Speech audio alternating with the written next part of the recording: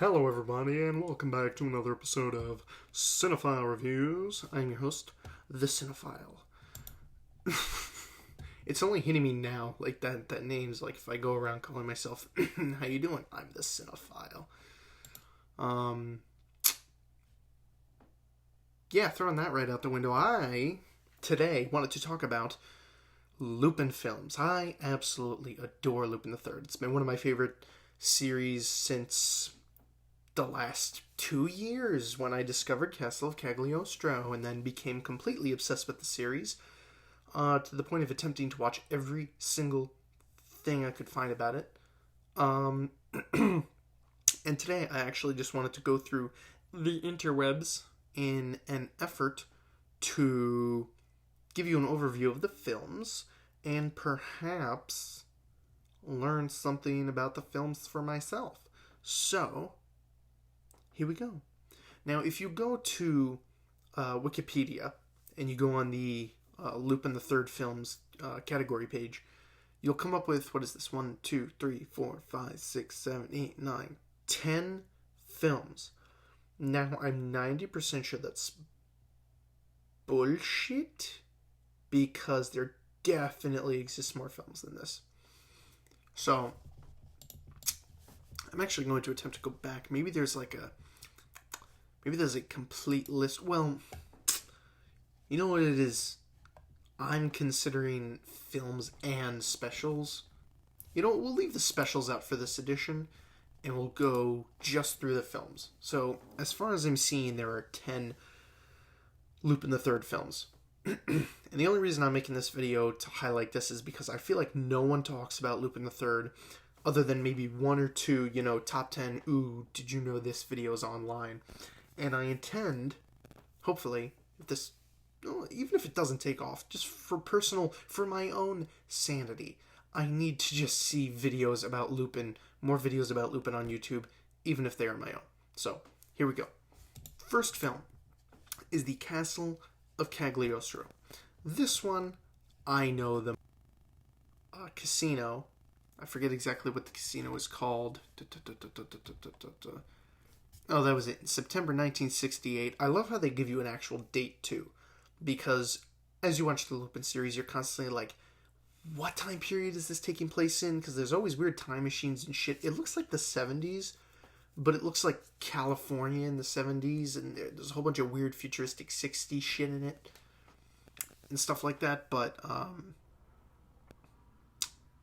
in September 1968, Master Thief Azrian Lupin, or Arsene Lupin, I could never say that name correctly. Azrian Lupin, fuck it. He's Lupin the Third. That's it. That's all we're going by. And Jigen flee from the Monte Carlo Casino. That's what it is. The Monte Carlo Casino. And they escape in Lupin's yellow Fiat 500.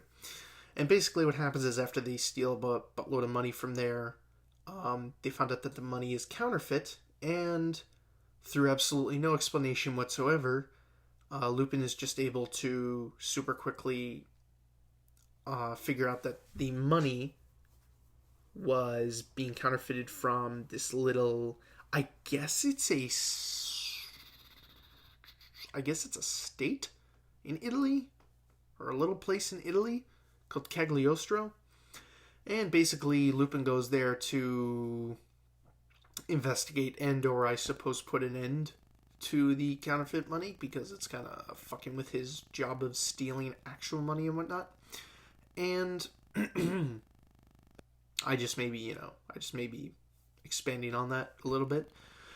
But basically, he ends up going and he finds out that this princess, Clarice, is being honed in on by Count Cagliostro, who essentially owns the country, or the state. I'm actually not sure.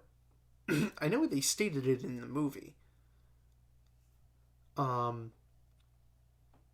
basically he goes there, tries to save her from Cagliostro wanting to put these, ancient family rings together, and in combination with this big clock tower, it's supposed to unleash some kind of big, grand frickin' thing. I don't know. Very, very, very adventure movie, very Ghibli-ish. type tones, mainly because the guy who directed it was actually Miyazaki. That's right. And yeah, not much else to say about this movie, Koichi Zenigata, the man who has dedicated his life to hunting and capturing Lupin, an agent from Interpol. He comes to Cagliostro and he ends up helping Lupin. And this is, I think, the greatest introduction into the Lupin series anybody could have. I definitely recommend starting with this film, which I do believe is considered one of the first films of the Lupin the Third franchise.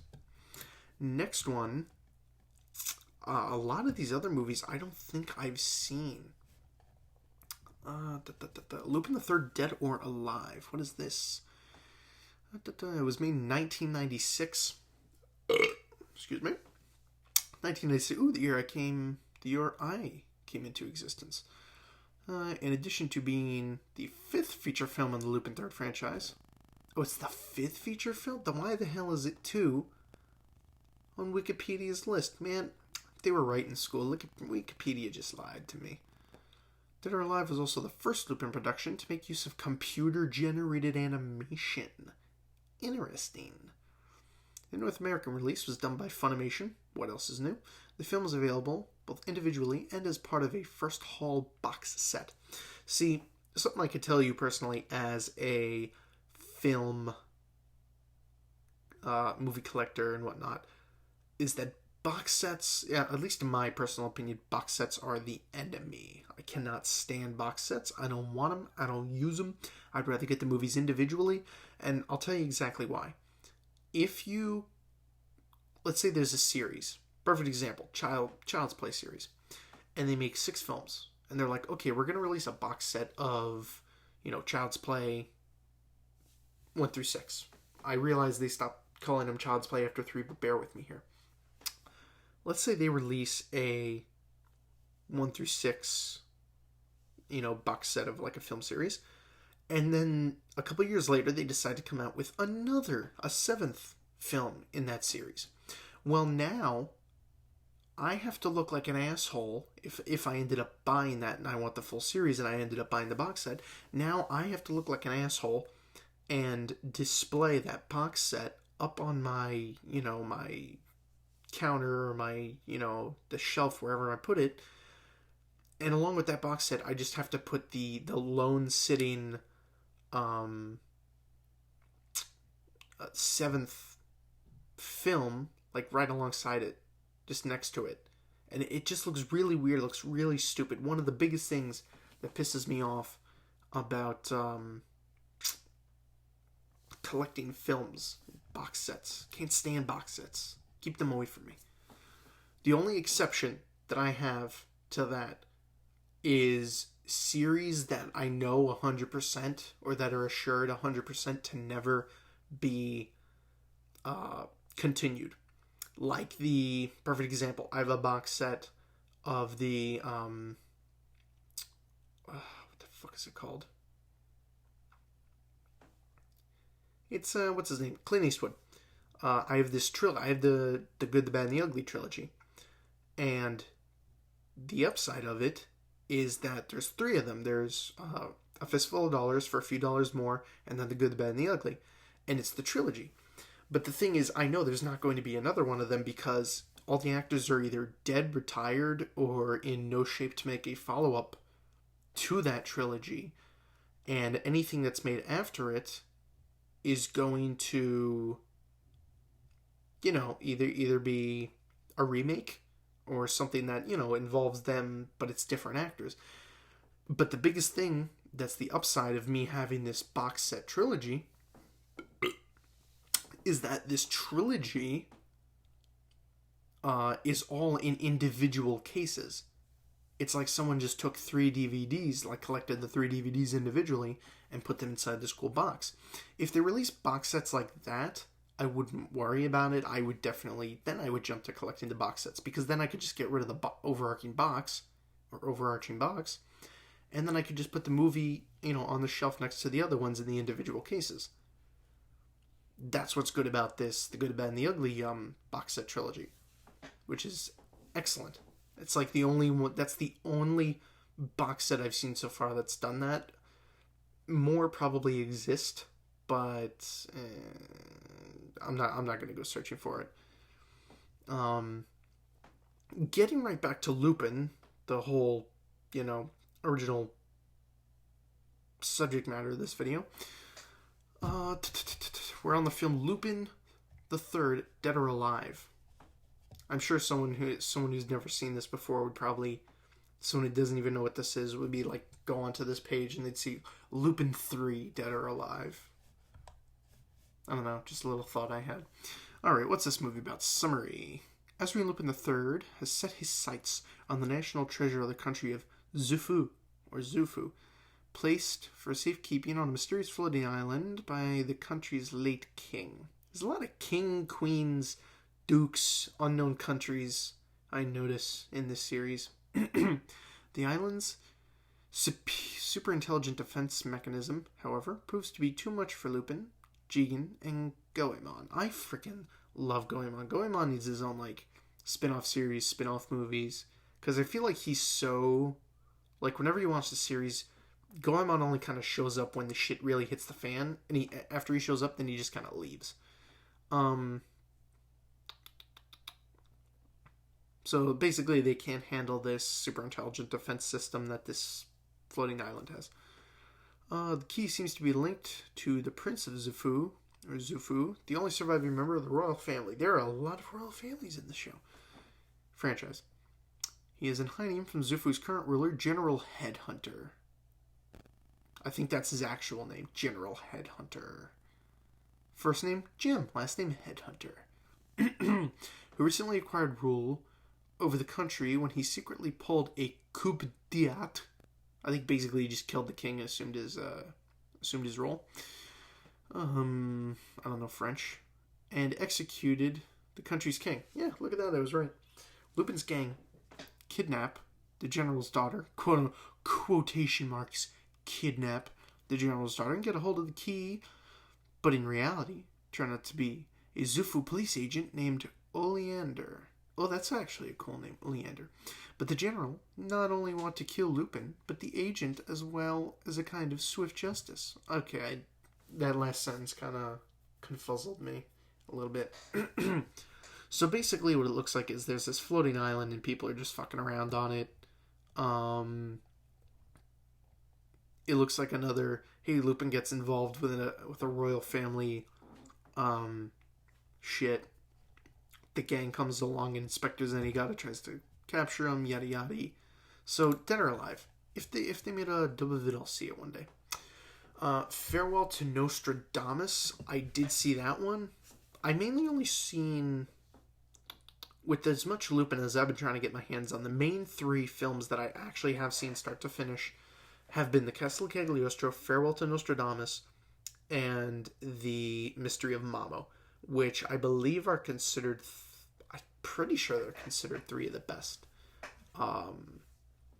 as far as I can remember. Farewell to Nostradamus, I remember, is about, basically there's this big-ass building that's basically like its own, let's face it could just be its own nation. This building was amazing. The amount of detail that got put into not only this film, Farewell to Nostradamus, but all of the Lupin films, the larger-than-life adventure films, are just absolutely incredible. The worlds, in each film you're given a location, and that location is like a character. It's just its own thing. It's absolutely incredible. And it's so funny because by the end of the film you could actually imagine walking around those places, or you get a basic understanding of the layout of the locations introduced in all the Lupin films. But anyways, getting back to topic, Farewell to Nostradamus is basically about this shit keeps happening all over the world, these different things, and basically there's this sect or whatever, I believe it's of terrorists or some shit, and they basically have this book, and it's these are the lost predictions of Nostradamus, and an airplane full of 20-something football players crashes, and they're like, the bird carrying 21, champions or whatever will fall in fire and shit like that. And they're like, oh, see. And basically they're trying to use this to get this dude who owns this big-ass building to drop out of, like, the presidential race or some shit. I forget which country. I'm not sure which country it takes place in. Although I could always just click on the information and see for myself. Okay, so in January 1999. See, I love that they do that. Farewell to Nostradamus. Takes place in 1999 in Castel Cagliostro. Takes place in 1968. Now that is fucking weird because in both films everyone looks and sounds the same age. I swear to God, it's like, and I'm going to go into this later on, but the whole Lupin gang is very, I think the whole subject of Lupin in general, the whole franchise, is very timeless. You can put the characters in, 1968, or you could put them in 2012, and they will just be the same age. They will act pretty much the same. They have this timeless quality, like, no matter what decade you put them in, they fit, like, it works.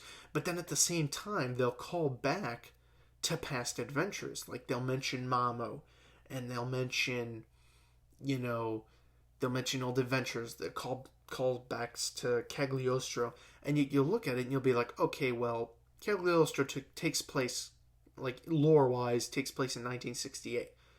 And then you have... I'm actually very curious about this. I am going to look this up. The newest the newest series, Lupin the Third, Part 5, takes place in what year?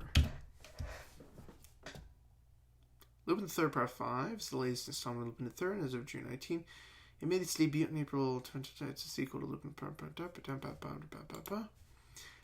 See, this is one big thing. I as of recently, I really got into Lupin the Third, Part 5 when it was on Toonami last year. And I guess the year before that. I don't know. I didn't really keep up with that. I really just kind of watched it wherever I could, whenever it was on. Kept up with it on demand on Fios. And in the US and the UK, it's currently streaming via Crunchyroll. Yeah. 24 episodes long. All that jazz. Yeah, these were great. This is a great franchise. What is this? On the US airings on Toonami, the intro is censored as Fujiko's breasts are pixelated. Damn. We are missing out in the US. While the Japanese original and the English dub intros are the same outside of censorship, that, mind you, this is Lupin the Third Part 5 I'm talking about right now. This is the latest show, the latest series that ran of Lupin the Third. The Italian dub features slightly different intro and credits, as well as the usual music change from Lupin Trios to Lupin Hydro Full Time. I'm assuming that's an alternate theme or an alternate intro song. The order of characters has changed from blah blah blah to blah blah blah. Basically, what I'm getting from this is that no one has any fucking idea what year it takes place in. Irks me. If I was able to figure out what year Lupin the Third Part 5 takes place in, then I could start building kind of a fan obsessed timeline of when all this shit's going down. And I will do it one day, and I will present it on here, and it will be glorious. The series is set in modern day France. Okay, so it is set in the modern day, so it's in 2018. 2018. Okay, so the series. Let me do a little bit of mental math here. All right, so where's my phone? We're doing this. We're doing this. It's happening. Just let me pull up my calculator on my handy dandy Android. You know what's so funny? Remember in the 90s when everyone in like old TV shows, whether it was like Kim Possible or it was like one of those stereotypical shows promoting card games, it was like Yu-Gi-Oh! GX or Digimon or, you know, shit like that. Everyone had like a PDA. Remember they always called it a PDA? And it's like, oh, I need to learn information. Let me look it up on my PDA. Or like a kid would pull out like a little gadget. They'd scan something and it'd be like, you know, oh, hey, look at this. Now I know everything about this object or this item. I feel like, you know, that was so cool. Who thought that just like a decade later we'd have this shit like in mass? Like we would have, you know, phones. Basically learn anything find out any information, look up information at the drop of a hat. Anyways, okay. So, I'm going to do a little thing here. So let's say we know for a fact that Castle of Cagliostro took place in Oh god, I gotta go back. I ain't got that good of a memory. Castle of Cagliostro, we know for a fact, took place in the year 1968. Now we are going to subtract that from 2018 and equal. Okay. 50 years. That is a 50-year difference. Now let's be generous, and let's say Lupin, who was definitely in his late 20s in that movie, let's say he was, 17. Let's, 16. I mean, because in the movie he does make mention of when, the first time I tried to break into the Castle of Cagliostro, I was just a kid. So, basically that statement in Castle of Cagliostro pretty much means that he has had past experience when he was much younger. And when he says, when I was just a kid, I'm going to assume that's anywhere from like when he was maybe 15 to 16 to maybe, I'm going to say 16 to 17, honestly, because after you're 18, you kind of stop being a kid. So let's be generous and let's say he was 15. Like, even if he was 15 when he first invaded Cagliostro. So that's 50 plus 15, because I'm horrible at math. That would make him 65 years old in the in Lupin the Third, Part 5. That is crazy. And obviously, you watch the series, he is not 65 years old. That is insane. But what's funny is in the 2018 version, he makes mention of Cagliostro. He makes mention of Mamo. He makes mention of all these things. Moving right along, I'm going to get into another Lupin the Third film, and then I'm going to continue on basically the main point I'm trying to build to, which involves the newest Lupin the Third Part 5 series, which involves a spoiler. So I'd say this video is more for, hey, tell me about Lupin, get me into Lupin, but I don't give a shit about spoilers. Okay. Next movie we have up here that's stated on Wikipedia is The Legend of the Gold of Babylon. And I have a feeling that this movie is going to be about the Legend of the Gold of Babylon. It's a 1985 Japanese animated. It is the third feature film based on Monkey Punch. Okay, so this is number 3, and he's wearing a pink vest in this one. It looks like. I remember how the in Lupin the different vests stand for the different eras. So the synopsis of The Legend of the Gold of Babylon is: Azrian Lupin searches for a gigantic hoard of hidden treasure originating in ancient Babylon with the help of his usual team, a set of stone tablets, and a drunken old woman by the name of Rosetta. Complicating matters is Inspector Koichi Zenigata, wouldn't be a party without Zenigata, who has been roped into judging the Miss ICPO beauty contest. Okay, alright. And must now drag a group of nominees around with him, all eager to prove themselves as agents. That's actually funny. That I might watch this one next. This one actually, I could tell by the cover art, this one actually looks old. I'm talking about like first series old. Lupin the Third Part 1 old. So that's the Legend of the Gold of Babylon.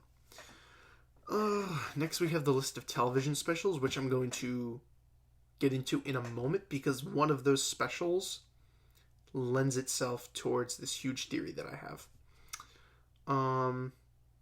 Next is Lupin the Third Strange Psychokinetic Strategy.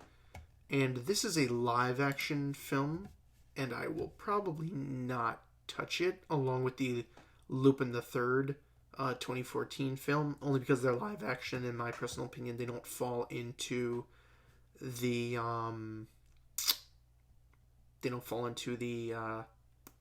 category.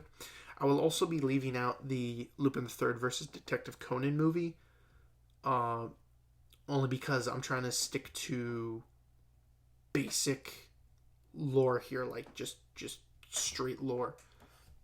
So next up, I believe this is the last film on the list, and then we're going to get into one of the specials, is The Mystery of Mamo.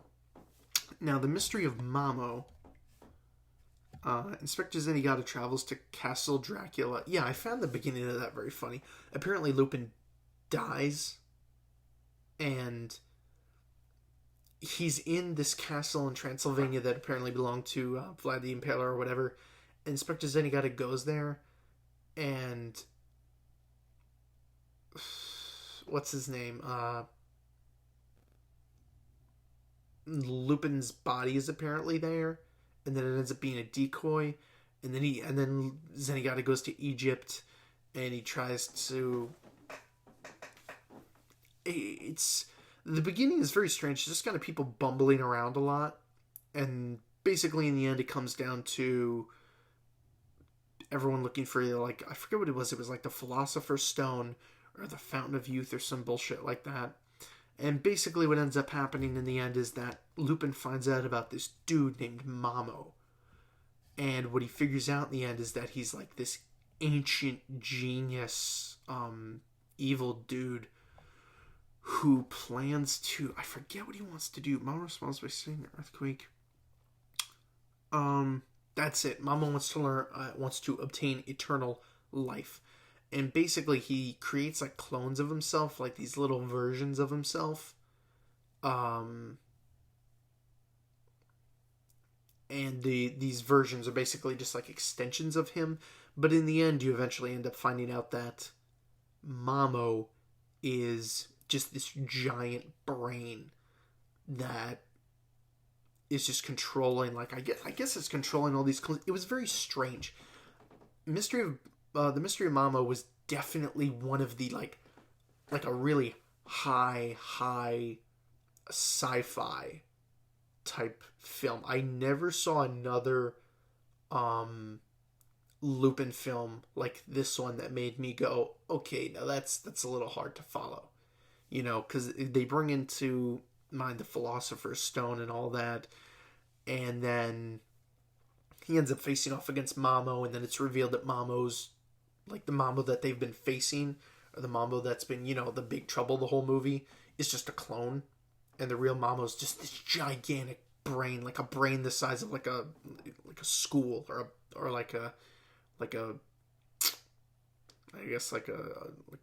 half the size of a cruise ship. And basically Mamo, I forget what he does in it. I remember he wants to, that was it. It's like this technique for cloning that's kept him alive for 10,000 years. And that he's been responsible for almost every major event in human history.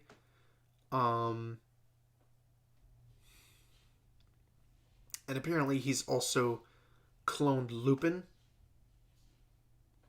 Lupin challenges him. I'm just reading the Wikipedia now. Lupin challenges him to perform a miracle.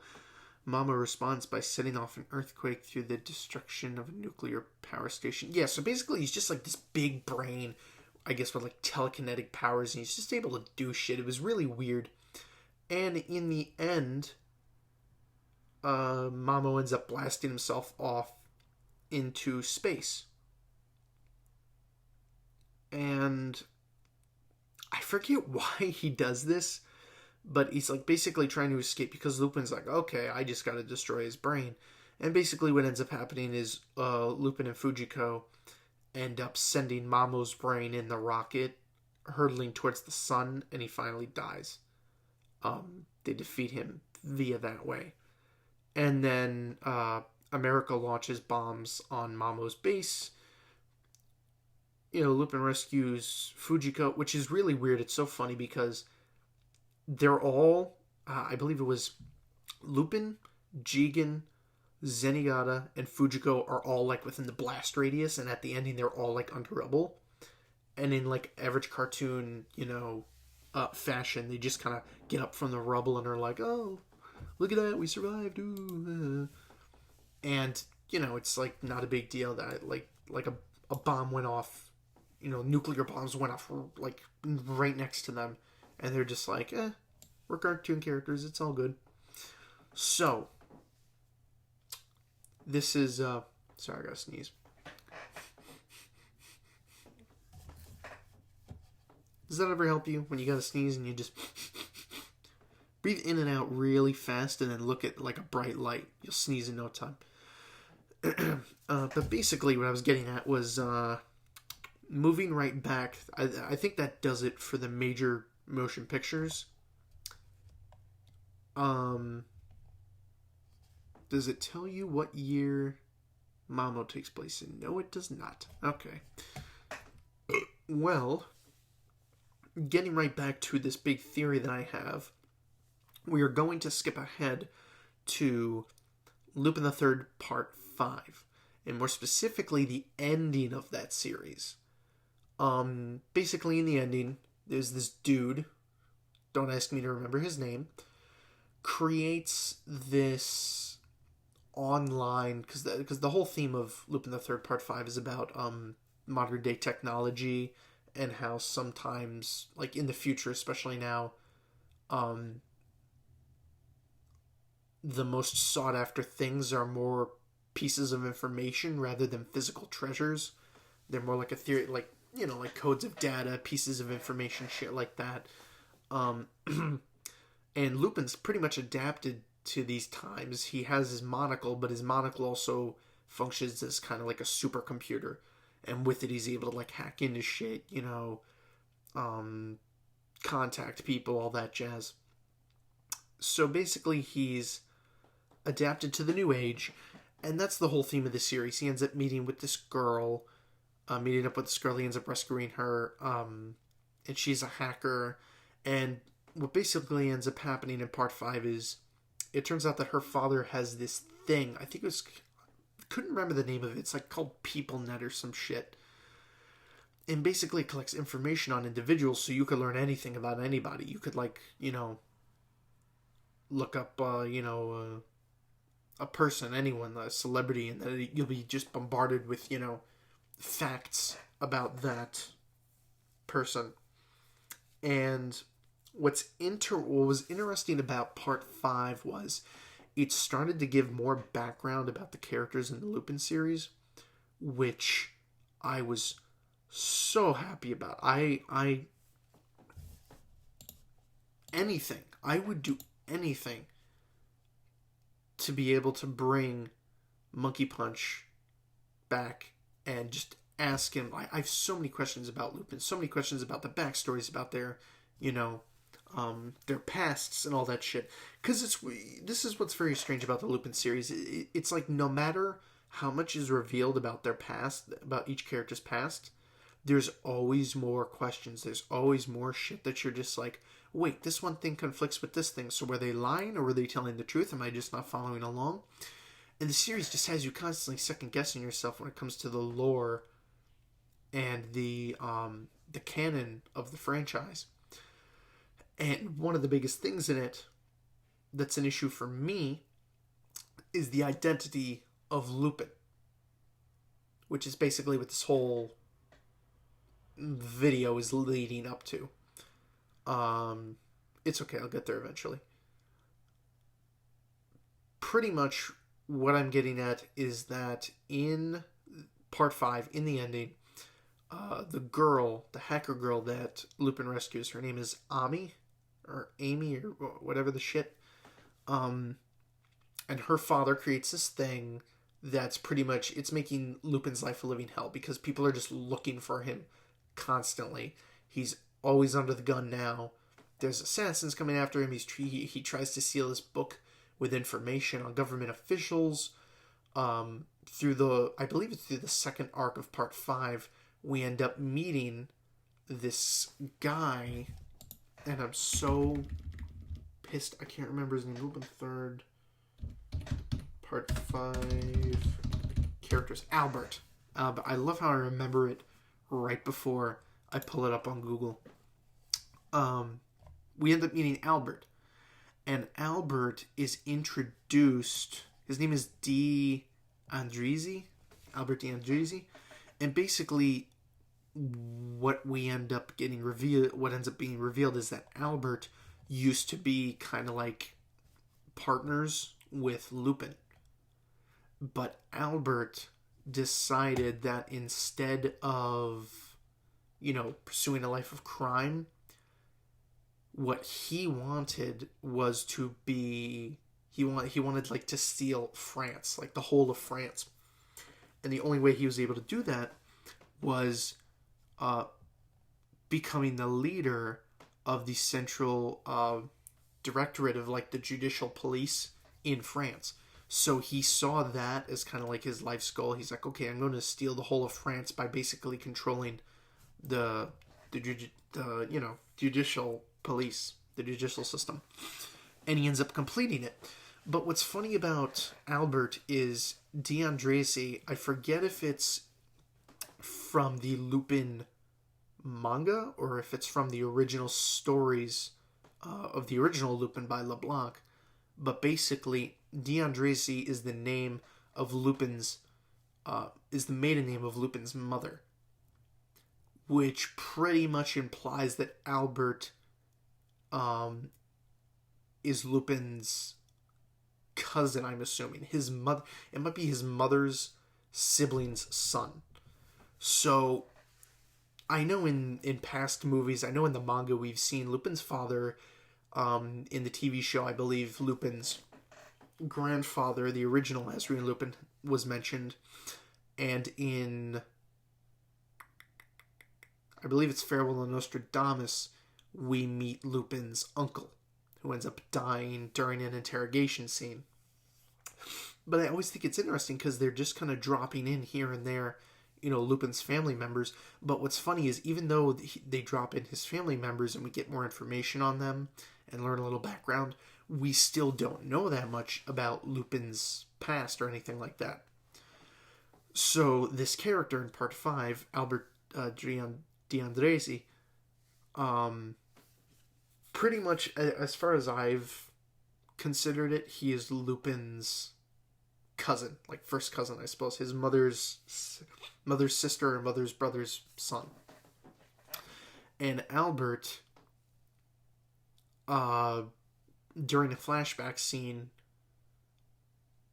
it pretty much just shows him and Lupin just like, they used to go on like adventures and shit, and they used to do shit together, until Lupin actually states in the show that Albert gave up on the title of Lupin III, implying basically that Lupin III is more like a moniker that the family, either the family or like they take up, kind of like James Bond. Like James Bond isn't always the same James Bond. Whenever one James Bond dies off, another dude steps in, takes the name of James Bond. That's just like their code name, their alias, and they continue where the last one left off.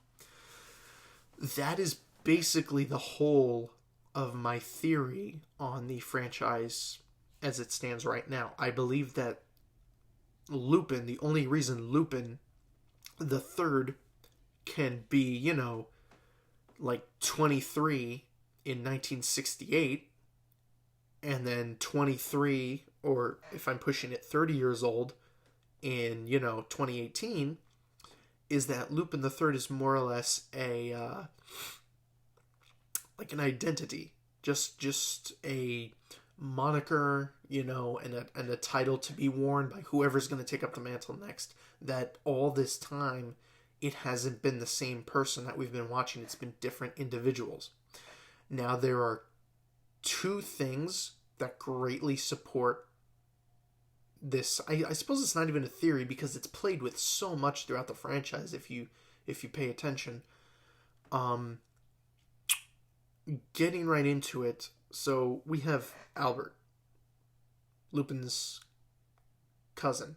I'm just going to call him Lupin's cousin. I mean, it isn't referred to at all. It isn't even mentioned that they're family, but there's too many, there's too many flags pointing towards this. So basically, if you get to the ending of part 5, the dude who made Ami's father, the hacker girl, who made her father, who made this whole thing which gives information on people, every time, I think they only do it once or twice, they pull up an information page on Lupin, and under everything, it's like unknown. His age, unknown. His nationality, unknown. Years active, unknown. But there's other information about, like, obviously, like, oh, he was involved in the Cagliostro, stuff. He was involved in the Mamo stuff. He was in the, Farewell to Nostradamus stuff. So they make mention to all these things and all these callbacks.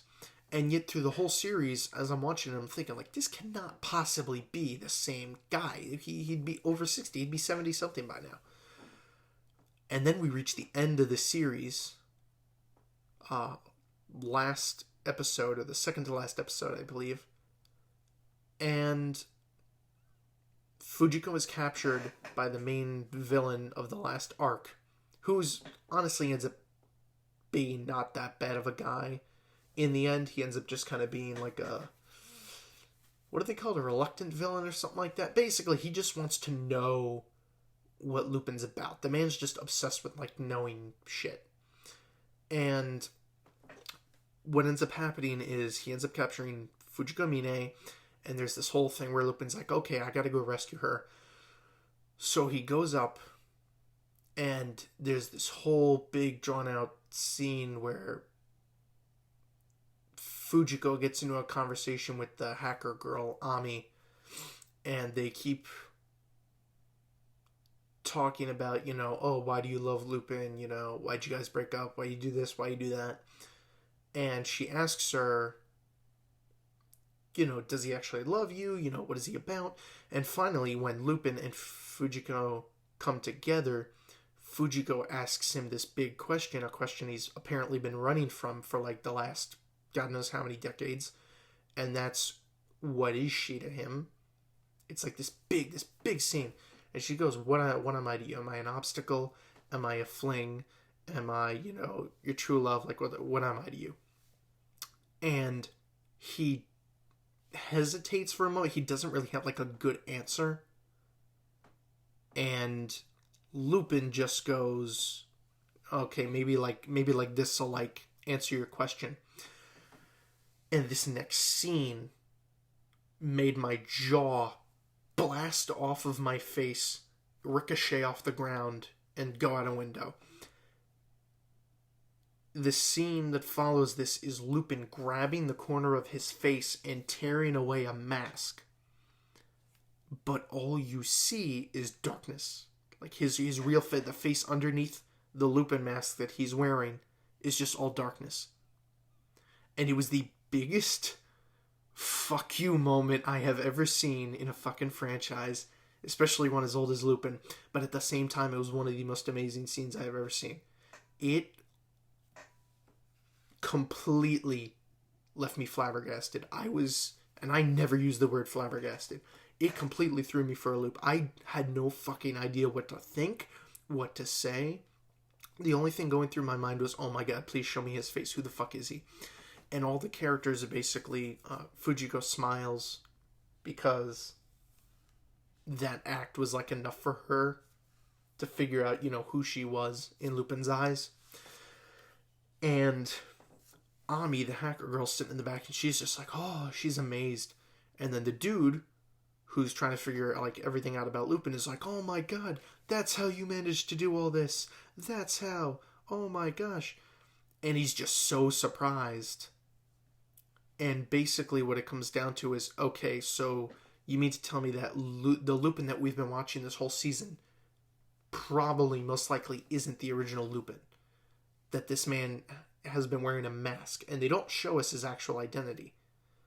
All we see is like a black shadow where his unmasked face would be. And it's...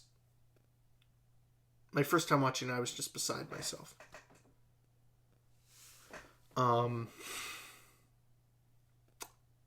that's where I was left. In the dark, completely. I had no idea where to go from there. I was just utterly in shock. And then, of course, later on, a little while later in the series, I can't talk. Well, it's 1:50 a.m. I'm very... a little while later in the episode, basically the building that they're in comes down, and they gotta surf down the edge of it to safety and whatnot. And Lupin basically just says, like, you think that's the only trick I have up my sleeve? I got tons more secrets, all that bullshit. But that scene, it's so funny because they throw it away so quickly by progressing the plot. Like, okay, let's wrap up this series. But then the viewer's left sitting there going, no, fucking stop. Go back, let's analyze that. What did that mean? He took off his face, like he ripped off his face and threw this mask aside, the face we've been looking at the whole series. And the only thing that it could leave me with in the end is, oh, it's not the original Lupin. It's some dude taking up his identity. And like I said, I was left in the dark for the longest time. Cut to about a week after I watched the last episode of Part 5. And cut to me online, trying to look for videos on the subject or people, talking about it and whatnot. And I came across this forum. I can't remember if it was on Reddit or 4chan or whatever the hell. And basically, it was about this old Lupin the Third. I believe it was a special called Red versus Green, or Green versus Red. And basically, the whole film. I was actually surprised to learn that this film was older than Part 5. It took place, was it Lupin Third, Red versus Green. Or just Red versus Green. It was made in 2008, it looks like, and it was released in North America in 2013. Basically, it was I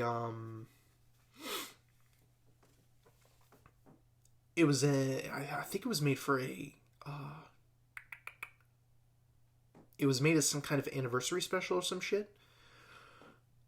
And in the film, Green versus Red, there is this young guy who looks a lot like Lupin. His name is Yasuo. And pretty much there's been this influx of just like Lupins or people that look like Lupin and are dressing like him that are popping up all over the place, committing crimes and doing all sorts of shit. And essentially this teenager, Yasuo, keeps coming across like, he keeps doing his hair's like very messy. Imagine Lupin but with messy hair. He keeps putting his hair down and slicking it back. He obtains a Walter P38. He ends up getting, the green Lupin outfit, the green jacket. He ends up getting a Fiat 500. And pretty much he ends up assuming the identity of Lupin throughout this movie in various situations. Even to the point where he, teams up with the real Jigen and the real Goemon. And what ends up what you basically get the feel of is that the whole reason it's called Green versus Red is because in the film the original Lupin is wearing the red jacket and Yasuo is wearing the green jacket. So what this film basically says is the two of them have this duel on the top of this building at the end of the film. And it basically ends with one or the other. It's very unclear about which one wins the duel, but basically one of them apparently dies. And the other one ends up assuming the identity of Lupin III from there on out. And basically how the whole movie comes together, how the message that it basically sends forward is that Yasuo, this teenager, is now the new Lupin. Because the old Lupin either retired or he was sick of doing it. The thing that most people agree on is that the original Lupin, now I'm talking about the one from Cagliostro, Mystery of Mamo, Nostradamus, the Golds of Babylon, all that. Basically, that Lupin is retiring, or he wants to just, stop what he's doing. Now, there are a few things I want to get into on this topic, and one of them is the fact that this takes place in 2008, so I'm going to assume that this movie takes place in real time. So, again, let's go back to Cagliostro, because Cagliostro, in my opinion, is going to be like the start of the series. I mean, obviously, the TV show took part in, the TV show took place definitely earlier in the 60s, but just because I can't pin down an actual date in which the original Lupin series took place, Cagliostro is just going to be our starting point. So going back, that happened in 1968. So now let's minus 2008, which was when the original Lupin apparently decided, okay, maybe it's time to stop being Lupin. Maybe it's time to give the handle to someone else so I can retire. Now, if we're going by that, that is 40 years. Implying that, again, if we're being generous and we're saying that Lupin was like 15 or 16, I'm going to go with 16 in Cagliostro. Let's say he was, let's go with 16. Why not? No, I'm sorry. The one that we went with before was 17, I believe. Yeah. Because he mentions when he was a kid, and in my opinion, kid is like 15, 16. So 17 plus 40, because I'm bad at math, is 57. Lupin would have been 57 in the Green versus Red special. Which, in my opinion, would have been ample, he's getting old, ample reason to hand the identity down to someone younger. And, they exist in a world full of really good disguises, which means he could just literally hand this kid, a Lupin the Third mask, and boom, he could just snap it on and become the guy, mimic the voice, everything. Creative liberties, it's a cartoon, but basically what this film does is say that, hey, the old Lupin is actually not around anymore. The old Lupin retired and went on to go, live happily ever after. The only thing that confuses me now is the fact that if we are to assume that post-2008 Lupin is Yasuo, the teenager Yasuo from this film, who's just taken up the identity of Lupin,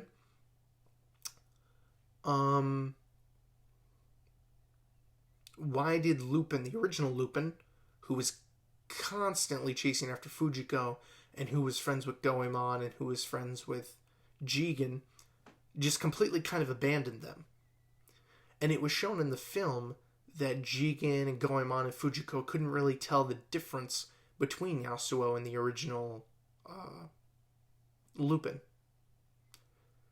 So pretty much what this says to me is that the original Lupin didn't really give too much, maybe not that he didn't give too much of a shit about his friends, but more so the fact that the original Lupin, whoever he was, because his name probably wasn't Lupin, it was definitely like, I don't know, it was definitely something along the lines of some dude who took up the mantle. But whoever the original Lupin was, when he gave up the mantle to this kid Yasuo, I guess he believed that along with becoming Lupin, you also get Jigen, you also get Goemon, you also get Fujiko, along with all of the, the prestige and all that. And I found that theory kind of interests me just a fuck ton, because that gives you a completely new perspective on the series. Because then you start looking at it like, okay, has there only ever been 2 Lupins? Or is the one from Cagliostro the same one in Nostradamus? Is the one in, Gold of Babylon the same one in Mystery of Mamo? You don't know.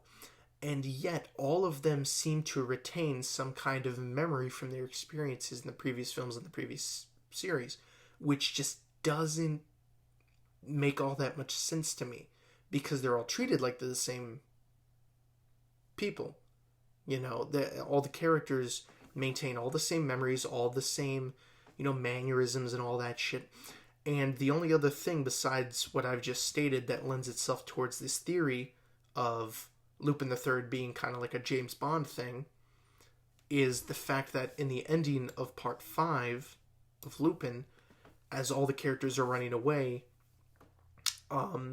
there's kind of like this running theme. Obviously, Lupin has tropes, and one of the themes in the ending of something involving Lupin is the gang running away with Zenigata chasing close behind. And all the movies, at least as far as I can remember, all the movies end that way.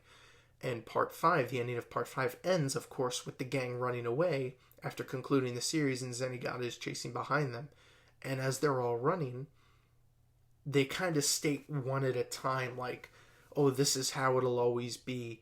Him chasing us running side by side onto the next adventure. Like, it became very meta. The last, 5 minutes of part 5 just becomes super meta. And they just kind of mention that, who cares, what's truth and what's not? Who cares what's fact and what's real? Who cares what happened and what didn't happen? The fact is that we're always going to be here. We're always going to be going on adventures, running into the sunset.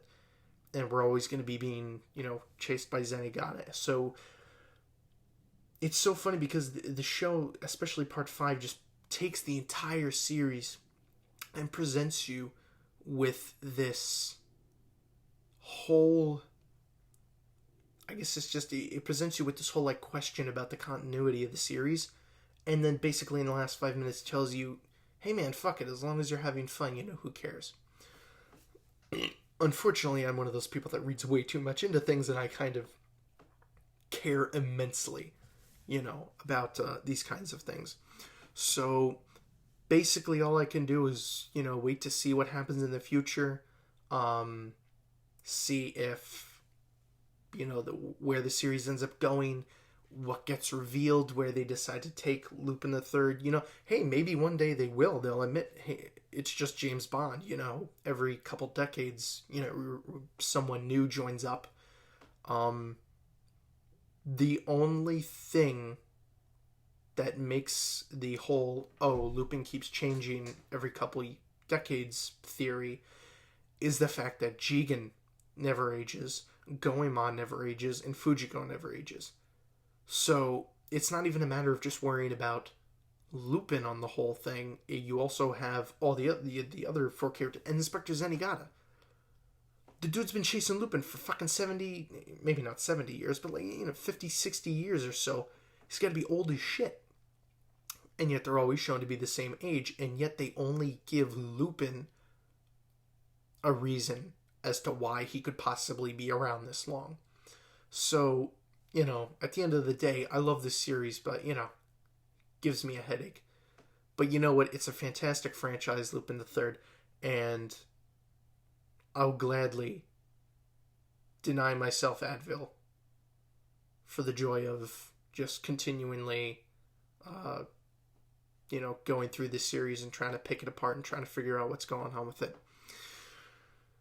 And I think that's gonna about do it for this video. Thank you for joining me. I mean, to be completely honest, I didn't even get into the little mini movie that was a follow up to the ending of part 5 of Lupin. They did like this little anniversary thing called "Is Lupin Still Burning," which is kind of like a remake. They called it a remake of the first ever episode of Lupin, which is called "Is Lupin Burning."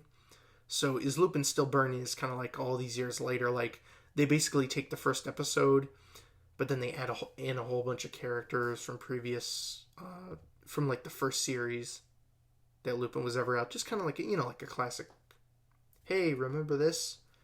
I'll probably review that at another time, go into deeper detail about that and the Lupin films. And yeah, like I said, that's gonna do it for this video. Thank you for joining me, and I hope you learned a little more about Lupin. Finally glad that I was able to get this theory in its full majesty out there, out and about, And yeah.